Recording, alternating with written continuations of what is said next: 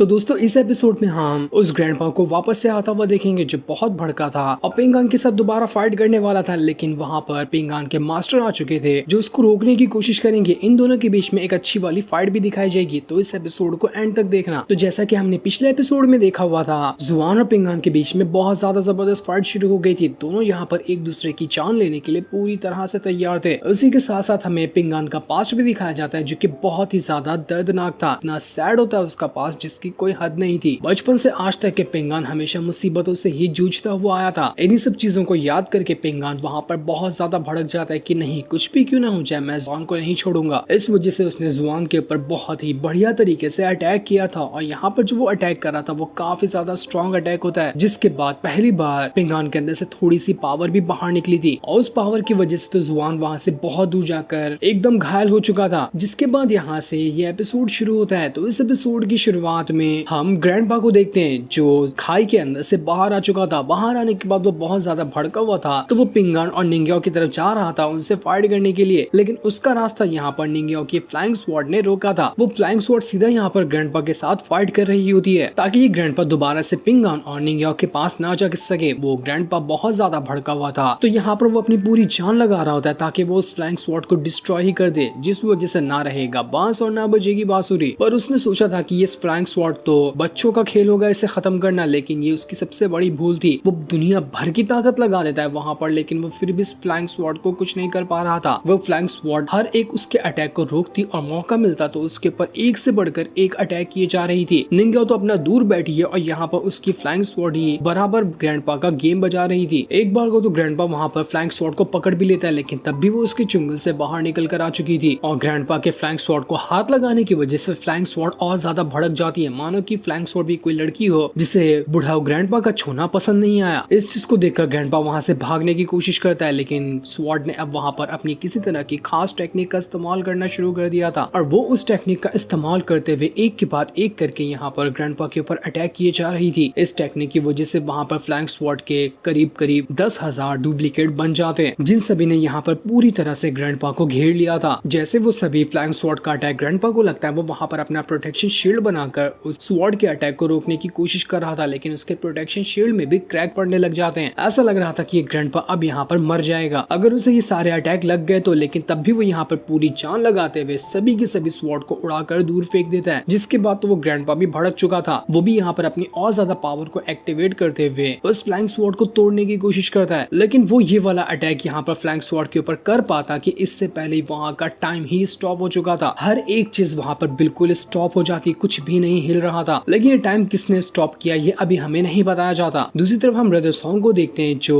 Grandpa की पोती के पास आकर बैठा हुआ था। उसने एक छोटा सा मैजिकल पॉट दिया होता है उससे, जिसके अंदर बहुत ही बड़ी बड़ी और कई सारे फ्लाइंग स्वॉर्ड को एक साथ रखा जाता है। ये छोटा सा गिफ्ट उसने यहाँ पर ग्रैंडपा की पोती को दिया था, जिसे पाकर वो बहुत ज्यादा वहाँ पर खुश हो जाती है। ब्रदर सॉन्ग उससे कहता है तुम्हें पता है कि आखिर ये किस चीज के लिए इस्तेमाल होता है, जिस पर ग्रैंडपा की पोती कह रही थी कि हाँ मुझे पता है ना, ये अभी हाल फिलहाल छोटा है लेकिन इसे स्वॉर्ड रखने के लिए इस्तेमाल किया जाता है। बाद में जब ये बड़ा हो जाएगा तो इसके अंदर एक से बढ़कर एक अच्छी स्वॉर्ड को स्टोर करके रखा जा सकता है और इसके अंदर स्वॉर्ड रखने से स्वॉर्ड की भी पावर बढ़ती है। बहुत पहले की बात है, यहाँ पर मेरे ग्रैंडपा के पास भी ऐसा था लेकिन वो खो गया, पर मैंने सुना है कि ये तो बहुत ज्यादा कीमती होते हैं, तो आप मुझे इसे ऐसे ही फ्री में दे रहे हैं क्या? आपको बाद में बुरा तो नहीं लगेगा ना कि आपने इतनी अच्छी चीज फ्री में ऐसे ही मुझे दे दी? जिस पर ब्रदर सॉन्ग कहता है कि अरे नहीं नहीं, मुझे बुरा नहीं लगेगा, तुम ऐसे ही रख लो इसे, वैसे भी हाल फिलहाल मुझे इसकी कोई जरूरत नहीं है, मैं तो तुम्हें इसे ऐसे ही देना चाहता हूँ। ऐसा लग रहा था कि ये जो ब्रदर सॉन्ग है वो भी यहाँ पर ग्रैंडपा और उसके जेंगियन माउंटेन के साथ थोड़ी दोस्ती का हाथ बढ़ाना चाह रहा है, तभी वो यहाँ पर आकर ग्रैंडपा की पोती से बातें कर रहा था। जिसके बाद ग्रैंडपा की जो पोती होती है वो इंतजार करते करते थक चुकी थी कि अभी तक उसके ग्रैंडपा नहीं है, इसलिए उसके पास जो बर्ड होता है वो उससे कहती है कि जाओ और मेरे ग्रैंडपा को ढूंढ निकालो, जहाँ पर भी होंगे उनसे कहना कि उनकी पोती उनका इंतजार कर रही है, आखिर वो कब वापस आएंगे। दूसरी तरफ हम ग्रैंडपा को देखते हैं जो अभी तक के वहाँ पर एकदम स्टॉप था। जिसके बाद वहाँ पर एंट्री होती है मास्टर की, और मास्टर ही वो इंसान थे जिन्होंने यहाँ का टाइम स्टॉप कर दिया था। वो अपनी पावर का इस्तेमाल करते हुए टाइम को दोबारा से पहले जैसा ही कर देते हैं, जिस वजह से सारी चीजें अब नॉर्मल हो चुकी थी। जैसे सब कुछ नॉर्मल हुआ था, वो फ्लाइंग स्वॉर्ड जल्दी से मास्टर के पास आती है। मास्टर उससे कह रहे होते हैं कि देखो अब तुम्हें घबराने की जरूरत नहीं है, तुम्हारा मास्टर यानी कि निंग्याओ जो है ना वो बिल्कुल सेफ है, तो तुम यहाँ से उसके पास चली जाओ। जब तक कि मैं यहाँ पर इस ग्रैंडपा को संभालता वो दोबारा तुम्हारी मास्टर के पास नहीं जा पाएगा। ग्रैंडपा वहाँ पर मास्टर से कहता कि अच्छा तो तुम्हें पता ही चल गया कि अभी निंग्याओ ने यहाँ पर क्या किया था, इतनी खतरनाक पावर जो उसने एक्टिवेट की थी, तो तुम्हें सारी चीजें यहाँ पर की पता चल ही गई होगी। तो फिर तुम यहाँ पर इस फाइट को रोकने के लिए क्यों आए? मैं जा रहा हूँ यहाँ पर निंगिया और पिंगान दोनों की जान लेने के लिए, क्योंकि मेरे पर पूरे मेरे ज़ेंगियन माउंटेन की जिम्मेदारी है। अगर मैं यहाँ पर हार के ऐसे ही बैठ गया तो मेरी इज्जत नहीं मिट्टी में मिल जाएगी, इसलिए मेरा रास्ते से साइड हो जाओ और मैं जा रहा हूँ उन दोनों की जान लेने के लिए। तभी वहाँ पर एक बंदा आ जाता है जो कि असल में वही बंदा था जिसने जुआन को अपना डिसाइपल बनाने के लिए ले गया था। वो मास्टर से कह रहा होता है कि मास्टर, मैंने थोड़ी दूर यहाँ पर पिंगान और जुआन की फाइट होते हुए देखा है। उनकी फाइट बहुत ज्यादा खतरनाक हो चुकी है, तो आपको वहाँ पर एक बार आकर देखना चाहिए। जिस पर मास्टर उससे कहते हैं कि देखो तुम जाओ, उस मैटर को जब तक कि रोको तब तक कि मैं यहाँ का मैटर सुलझा कर आ जाऊंगा। इसलिए वो बंदा वहाँ से चला जाता है ताकि जुआन और पिंगान की जो फाइट हो रही है उसे रोक सके। इस चीज को देखकर यहाँ पर वो ग्रैंडपा और ज्यादा भड़क जाता है कि तू यहाँ पर अगर मैं जाकर फाइट नहीं कर रहा तो तू जुआन की फाइट क्यों रुका रहा है? उन दोनों को वहाँ तो फाइट करने दे। आखिर तेरी दुश्मनी क्या है हमारे ज़ेंगियन माउंटेन से जो तू यहाँ पर हमें हमारी इज्जत वापस लौटाने के लिए नहीं दे रहा? मैं उन दोनों को मारकर हमारी ज़ेंगियन माउंटेन की इज्जत वापस हासिल करना चाहता हूँ। जिस पर मास्टर कह रहे थे, देख दुनिया में ना दो इंसान होते हैं, एक जेंटलमैन वाला और एक विलन वाला। दोनों के इंटेंशन बिल्कुल अलग अलग होते हैं, लेकिन लड़ते तो दोनों है। एक अच्छाई के लिए लड़ता है और एक बुराई के लिए लड़ता है। तू जो यहाँ पर लड़ाई कर रहा है ना, वो बुराई के लिए लड़ाई कर रहा है। तूने सबसे पहले यहाँ पर लिन को ऐसा मारा कि वो अभी भी अपनी जिंदगी और मौत से जूझ रहा है, और इसी की सजा देने के लिए तुझे यहाँ पर पिंगान और निंगिया मारने के लिए आए थे। तो वो लोग लड़ रहे थे अच्छाई के लिए, लेकिन तू जो लड़ रहा है ना वो बुराई के लिए लड़ रहा है। इसलिए मैं यहाँ पर तेरी इस लड़ाई को रोकने के लिए आया हूँ, क्योंकि तू कोई इंसान नहीं बल्कि एक हैवान है, और तुझ जैसे हैवान को ऐसे खुला छोड़ना बहुत बड़ी गलती का काम होगा। ग्रैंडपा को इतना ज्यादा गुस्सा आ रहा था कि वहाँ पर उसका खून खोल रहा होता है। उसका मन चले तो वो यहाँ पर मास्टर के साथ ही फाइट करके उसकी जान ले ले। तभी वहाँ पर वो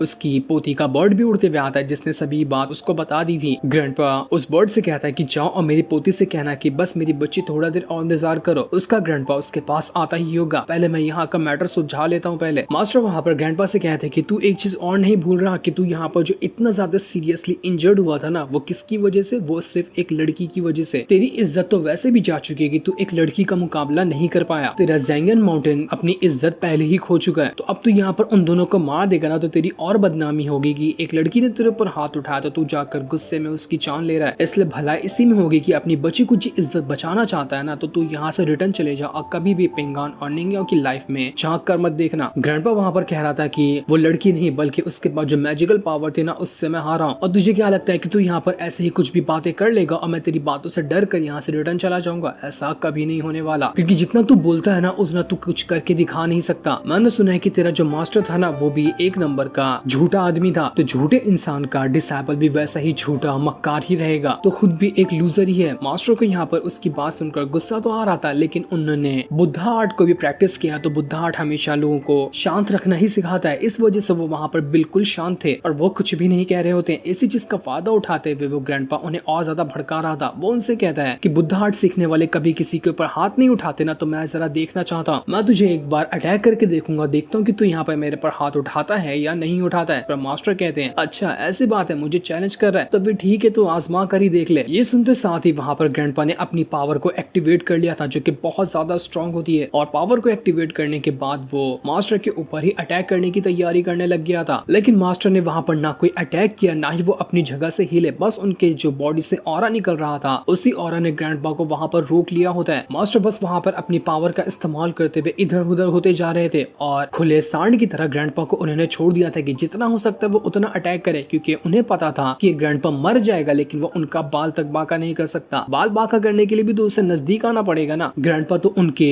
करीब तक नहीं जा सकता है क्योंकि उनका ऑरा ही इतना ज्यादा स्ट्रॉन्ग है। ग्रैंडपा एकदम पागल हो चुका था, लेकिन वो अभी तक के मास्टर के करीब तक नहीं जा पाया होता, तो उनके ऊपर अटैक करना दूर की बात है। इसके बाद वहाँ पर मास्टर अपना अटैक तो नहीं करते, बस अपनी हल्की सी पावर का इस्तेमाल करते हुए उस ग्रैंडपा को वहाँ पर अपने ऑरा से दबा देते हैं, ताकि अब जाकर इस खुले सांड के दिमाग में अकल आए कि वो मास्टर के मुकाबले का बिल्कुल भी नहीं है, वो उनके आस पास भी नहीं है। मास्टर वहाँ पर ग्रैंडपा से कहते हैं अभी भी टाइम है, चला जाए यहाँ से, लेकिन अगर तूने यहाँ पर आगे चलकर निंगिया या पिंगान को कुछ भी करने की कोशिश की तो इसका जो अंजाम होगा ना वो तेरा ज़ेंगियन माउंटेन कभी भी हैंडल नहीं कर पाएगा। इस बात को हमेशा याद रखना। जो सुनकर पूरे गुस्से के साथ ग्रैंडपा वहाँ से जा रहा होता है, लेकिन जाते वो कह रहा था कि आज का दिन तो लकी था उन दोनों के लिए, लेकिन मुझे बस मौका मिले मैं उन दोनों को जिंदा नहीं छोड़ूंगा, उनका मरना तो मेरे ही हाथों लिखा हुआ है। इतना कहने के बाद ग्रैंडपा वहाँ से जा चुका था। जाते जाते वो मास्टर को भी बिल्कुल पिंगान वाला ही स्टाइल करते हुए ठेंगा दिखा कर जाता है। दूसरी तरफ पिंगान और जुआन जो थे वो अभी भी यहाँ पर एक दूसरे के साथ फाइट करने के लिए तैयार थे, क्योंकि जुआन पिंगान पिंगान के अटैक से वहाँ पर बच चुका था। लेकिन तभी वहाँ पर लैंग आ जाता है, जो कि वही इंसान है जिसने जुआन को अपना डिसाइपल बनाने के लिए सेक्ट में ले जा रहा था। वो यहाँ पर आने के बाद पिंगान से कहता है कि पिंगान रुक जा, तुमने यहाँ पर बहुत अच्छी लड़ाई की है और मैं जानता हूँ कि तुम यहाँ पर आसानी के साथ जुआन को मार सकते हो, लेकिन मुझे एक छोटी सी रिक्वेस्ट तुमसे करना है। तुम जुआन को यहाँ पर जिंदा छोड़कर मुझ पे एक बहुत ही बड़ा एहसान कर दो। इस एहसान का बदला मैं कभी न कभी तुम्हारे लिए चुका दूंगा, चाहे तुम्हें इंसाफ दिलाने में हो गया या फिर कभी किसी और चीज की जरूरत पड़ गई, उस चीज में भी मैं इस एहसान को तुम्हारा चुका दूंगा। बस यहाँ पर तुम जुआन की जान बख्श दो। जुआन लैंग से कह रहा था कि तुम यहाँ पर क्यों आए, साइड हो जा, मैं यहाँ पर पिंगान की जान लेकर ही रहूंगा। मेरे अंदर भी हिम्मत है कि मैं इसे मार सकता हूँ। लेकिन लैंग उसे कहता है कि तू तो चुप ही हो जा, तेरी तो बात ही नहीं सुननी है मुझे पता है कि सारी गलती यहाँ पर तेरी ही थी। पिंगान खुद भी वहाँ पर इतनी ज्यादा लड़ाई करके कमजोर महसूस कर रहा था, तो वो यहाँ पर जुआन की जान बख्शते हुए लैंग के ऊपर एक एहसान कर देता है। इस वजह से लैंग वहाँ पर जुआन को लेकर जा चुका था। उसके जाने के बाद निंग्याओ जल्दी से पिंगान के पास आती है और उससे कहती है कि पिंगान तुम ठीक हो ना, तुम्हें कुछ हुआ तो नहीं, तुम्हारी चोटें कैसी है? पिंगान कहता है कि अरे मुझे कुछ नहीं होगा, जब तक तुम मेरे साथ हो मुझे क्या ही हो सकता है। जिसके बाद वहाँ पर मास्टर भी आ चुके थे। उन्हें देखकर तो पिंगान भी काफी ज्यादा खुश हो जाता है कि अरे वाह मास्टर यहाँ पर आ गए। मास्टर वहाँ पर पिंगान से कहते हैं कि पिंगान मैं तुम्हारे लिए एक छोटी सी खुशखबरी लेकर आया, जिसे सुनकर तुम बहुत ज्यादा खुश हो जाने वाले हो। और वो खुशखबरी है कि लिन की जान बच गई, उससे कुछ नहीं हुआ, कुछ ही दिन में वो पूरी तरह से रिकवर कर जाएगा। हाँ, वो उतना ज्यादा फास्ट तरीके से खुद को मूव नहीं कर पाएगा, उसमें काफी टाइम लगने वाला, लेकिन हाँ ये कंफर्म है कि उसकी जान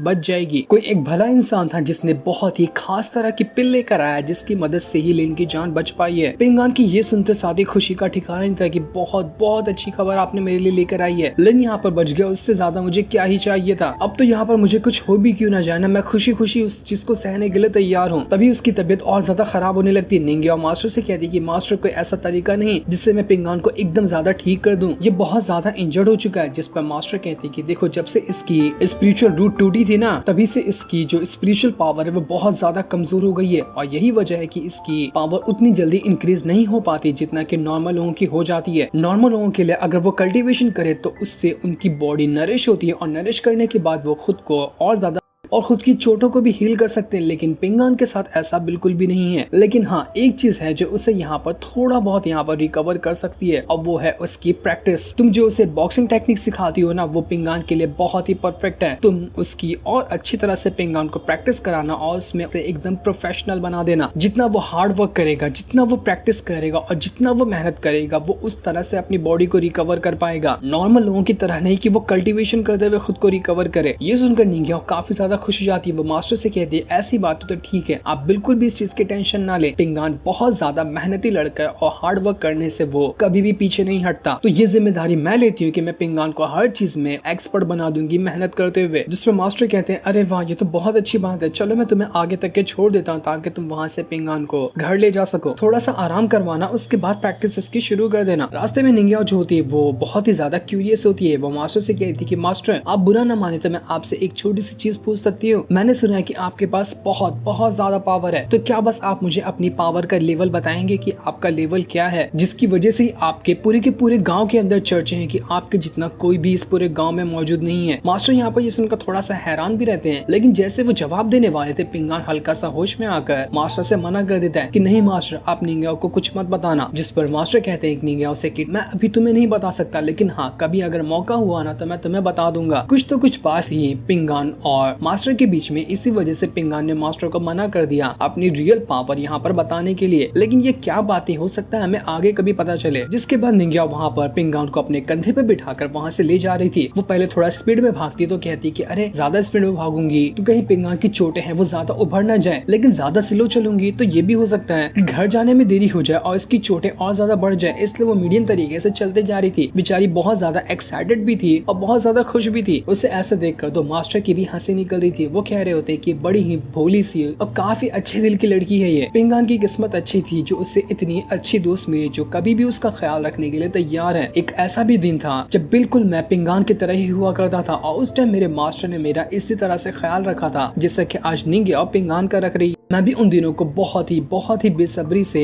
याद करता हूँ। काश मुझे कुछ ऐसा मिलता जिसकी मदद से मैं वापस से उस टाइम में जा पाता। दूसरी तरफ हम रुआन को देखते हैं, जहाँ पर उसकी बेटी लिन का अभी तक के इलाज कर रही होती है, जहाँ पर लिन की सेहत में बहुत ही फास्ट तरीके से सुधार आ रहा था। रुआन वहाँ पर अपनी बेटी से कह रहे थे कि वाह, इस लिन की किस्मत तो बहुत ही कमाल की है, न जाने कहाँ से कौन सा डॉक्टर उठ के आया जिसने अपनी इतनी कमाल की पिल इसे दे दी। रुआन की बेटी उसे कहते कि पापा अभी कुछ मत बोलो, यहाँ पर लिन को आराम करने दो, जितना वो आराम करेगा वो रिकवर कर पाएगा। इस वजह से मास्टर रुआन जो था वो वहाँ से चला जाता है कि चलो मेरी बेटी को छोड़ देता हूँ लिन का ख्याल रखने के लिए। दूसरी तरफ हम एक बंदे को देखते हैं जो उसी जगह पर आता है जहाँ पर मास्टर रहा करते हैं। वहाँ पर एक और दूसरा बंदा भी रहता है जो उस जगह की साफ सफाई करता है। वो बंदा सफाई करने वाले से कह रहा था कि तुम्हें तो पता ही होगा कि ये टाउन बहुत ज्यादा बड़ी मुसीबत में है और कम न जाने ये टाउन पूरी तरह से खत्म हो जाए, इसकी कोई गारंटी नहीं है। तो मिस्टर मा, ये सफाई करने वाले का नाम ही मिस्टर मा है, वो बंदा मिस्टर मा से कह रहा था कि तुम्हें नहीं लगता कि तुम्हें मेरे साथ मेरे टाउन में चलना चाहिए? तुम ना मास्टर को फॉलो करते हुए बस अपनी जान को भी खतरे में डाल रहे हो। मास्टर तो यहाँ पर टाउन बर्बाद होने के बाद मरेंगे, उसी के साथ रहते रहते तुम भी मर जाओगे। तुम्हारे अंदर टैलेंट बहुत ज्यादा अच्छा है, इसलिए मैं सोच रहा था कि तुम्हें अपने साथ ले जाऊं। ये सुनकर मिस्टर मा को बहुत ज्यादा गुस्सा आ जाता है कि आखिर ये है कौन जो यहाँ पर मुझे मास्टर से अलग करना चाहता है। वो अपनी पावर का इस्तेमाल करते हुए उस बंदे के ऊपर अटैक करता, लेकिन वो बंदा यहाँ पर मिस्टर मा के अटैक से बच जाता, वो भी आसानी से। वो बंदा यहाँ पर मिस्टर मा को कहते हुए जाता है कि देख लेना, वो दिन जरूर आएगा जब आप खुद पे अफसोस करोगे कि काश मैं मेरी बात सुनकर यहाँ से चला गया होता। मास्टर के साथ रहते रहते ऐसी मेरी हालत तो नहीं हो जाती। दूसरी तरफ हम फेरिस हू के दीवाने और उसके साथ जो और भी लोग थे उसके सेट में शामिल हुए, उन सभी को देखते हैं। वो सभी यहाँ पर लाइब्रेरी के अंदर आने के बाद पुरानी किताबों को खंगाल रहे थे। उन्हें किसी एंसेस्ट्रियल टूम के बारे में जानकारी निकालनी थी। जानकारी निकालते हुए उन्हें वहाँ पर पिंगान के बारे में पता चलता कि जिन लोगों ने भी उस एंसेस्ट्रियल टूम की निगरानी की है उसमें एक पिंगान के भी सरनेम शामिल है। हो सकता है कि पिंगान भी उन लोगों के साथ होगा जिन्हें जानकारी मालूम होगी कि वो एंसेस्ट्रियल टॉम क्या था। तो वो लोग डिसाइड कर दे कि हमें पिंगान से मिलकर एक बार बात करनी चाहिए, क्या पता उसे पता हो कि वो एंसेस्ट्रियल टॉम क्या है। और यहाँ पर हमें पता चलता है कि वो जो लड़की है इनके साथ शामिल, इसी के पास वो हाई लेवल की पिल थी जिसने अपनी पिल लिन को जाकर दी, जिसकी मदद से उसकी सेहत ठीक हो पाई। लेकिन ये यहाँ पर पिंगान का और उसके दोस्त का साथ क्यों दे रही है ये तो अभी हमें नहीं बताया जाता। हो सकता है आगे हमें इसके बारे में बताया जाए कि आखिर इन लोगों का क्या कनेक्शन है पिंगान के साथ जो ये उसकी मदद कर रहे हैं। दूसरी तरफ हम लैंग को देखते हैं जो जुआन से कह रहा था कि आखिर तुम यहाँ पर क्यों पिंगान और निंग्याओ के पीछे पड़े हुए हो? तुम्हें पता है ना कि कुछ दिनों बाद हमारे सेट के अंदर कंपटीशन होने वाला है, तुम्हें वहाँ पर भी जाना है, लेकिन तुम यहाँ पर पागल बने फिर रहे हो अपना बदला लेने के लिए। आखिर किस बात का बदला लेना है तुम्हें? पिंगान ने तुम्हारा ऐसा क्या बिगाड़ दिया जो तुम उसकी जान लेना चाहते हो? बल्कि पिंगान को ऐसा होना चाहिए जो तुम्हारी जान ले, जो तुमने और तुम्हारे फादर ने हरकत की है उसकी। तब हमें यहाँ पर पता चलता है कि असल में पिंगान के फादर को मारने वाला इंसान कोई और नहीं बल्कि जुआन का ही बाप था। उसने पिंगान के फादर की जान ली थी। जुआन वहाँ पर कह रहा है पहले तो मुझे यहाँ पर बहुत ही अफसोस आता था पिंगान के ऊपर, लेकिन जब से उसने मेरी दादी के साथ ऐसा किया सबके सामने उसकी बेइज्जती वगैरह की, तब से मैं पिंगान के लिए सारा अफसोस खत्म कर चुका हूँ। लेकिन तुम यहाँ पर कह रहे हो तो ठीक है, मैं यहाँ पर पिंगान से आगे चलकर कोई झगड़ा नहीं करूंगा। मैं अपनी दादी से बहुत ज्यादा प्यार करता हूँ। इस दुनिया में अब कोई मेरा नहीं बचा है सिवाय मेरी दादी के, तो उन्हें कोई कुछ कहेगा तो इसीलिए मुझे वो चीज बर्दाश्त नहीं होगी। यही वजह थी कि मैं पिंगान के साथ लड़ाई कर रहा था। मैंने अपनी दादी को बहुत ज्यादा मनाया भी है ताकि वो इस गाँव को छोड़कर यहाँ से चली जाए, ताकि हम जो यहाँ पर तुम्हारा सेक्ट है वहाँ जाकर शिफ्ट हो जाए। लेकिन मेरी दादी वहाँ पर जाना ही नहीं चाहती है। न जाने उन्हें क्या लगा हो गया है इस गाँव से। जिस पर लैंग वहाँ पर कह रहा, देखो तुम्हें जो करना है वो करो, लेकिन तुम्हें कभी भी बिना मतलब के झगड़े में नहीं पड़ना है, वरना मैं नहीं आऊंगा तुम्हें वापस से हर बार बचाने के लिए। इस बात को हमेशा कान खोलकर याद रखना। इसके बाद वो दोनों वहाँ से जुआन के घर पे आने लगते हैं। लेकिन जैसे ही जुआन अपने घर पर आ रहा था उसे यहाँ पर कुछ न कुछ गड़बड़ी का एहसास हो जाता है कि नहीं, यहाँ पर कुछ ऐसी चीज हो गई है जो वहाँ पर नहीं होनी चाहिए थी। वो डरते डरते अपने घर का दरवाजा खोलने आ रहा था, लेकिन लैंग समझ चुका था कि यहाँ पर क्या हुआ है। जैसे ही दरवाजा खुलता है जुआन को वहाँ पर उसकी दादी दिखाई देती है जो कि मर चुकी थी। किसी ने उनकी यहाँ पर जान ले ली। इस चीज को देखकर जुआन को एकदम ज्यादा सदमा लग जाता है कि नहीं, ऐसा नहीं हो सकता। सिर्फ मेरी दादी तो इस दुनिया में जिंदा थी, उन्हें किसने मार दिया? अब नहीं छोड़ूंगा मैं किसी को। जिसने भी मेरी दादी को मारा होगा एक एक इंसान को मैं पकड़ के काट दूंगा। वो एकदम ही ज्यादा यहाँ पर पूरी तरह से भड़क चुका था। लेकिन उसकी दादी को किसने मारा अभी हमें नहीं बताया जाता। जो सीन दिखाते ही ये एपिसोड यहीं पर एंड हो जाता है। Thanks for watching.